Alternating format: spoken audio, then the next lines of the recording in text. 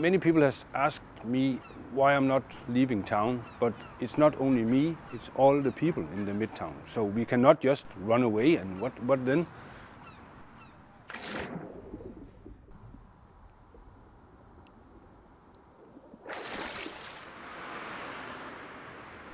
The city Vejle is experiencing more frequent and severe flooding.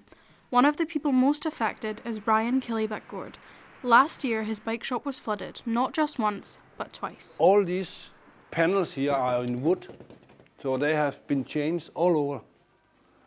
And all of this has been changed because it's also wood. Well, we have two accidents in 2024. The first one was in February and the second one was in September. And it cost 385,000 Danish kroners for both accidents. Vejle is a place that has always been especially vulnerable for regular floodings. It's located in a delta close to sea level and is surrounded by rivers. But during the last few years, Vejle has been flooded more often than usual. This graph shows the water level in Vejle. The red flood line shows when floods have occurred. So why are the floods increasing? Because the sea level is rising, the groundwater is rising, and the rain is getting heavier. Something we can see happening in Vejle right now.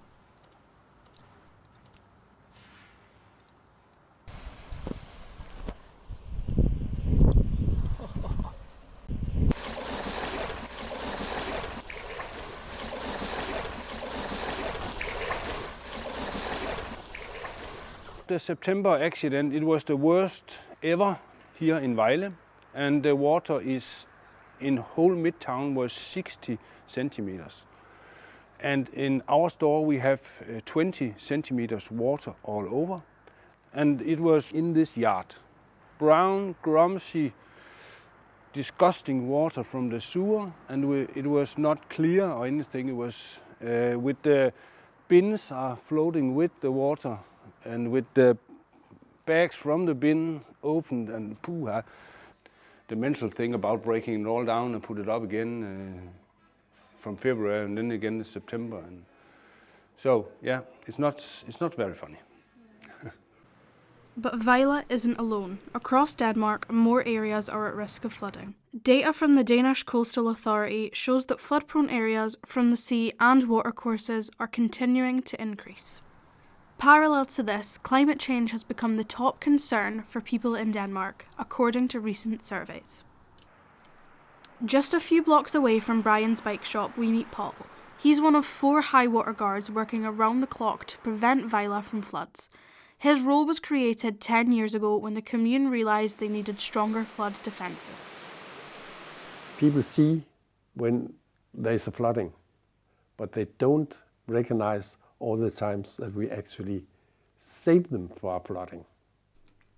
As a high water guard, Paul monitors tides and weather forecasts every day.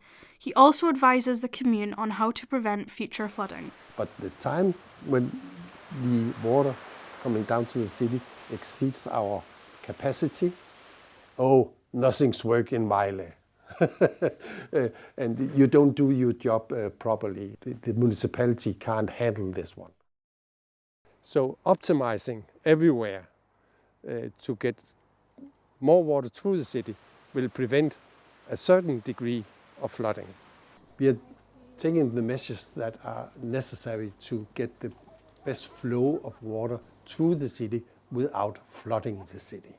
We prevented flooding in January just because of this one. And it was right to the edge of flooding. Since 2015, high water guards have helped prevent more than 30 floods, but the most recent one came dangerously close.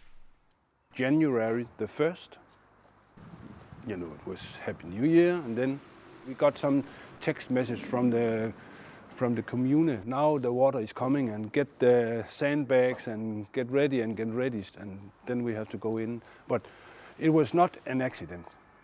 The water is drawn back just last minute, so it was not an accident, but it could have been. It's bad for me and our staff, because when it's starting to rain, they are getting bad inside, and what to do, and will it be flooded again? So now this is very, very strong. It's very, very tight. So we are crossing fingers and hope that it will do the job this time. No, I'm not scared of the future. I'm scared of how my grandchildren will experience Vejle. The development of the sea rise is going faster and faster. Maybe we can't get it in time. So if the development continues and getting faster and faster, I don't think there will be a city here in 100 years.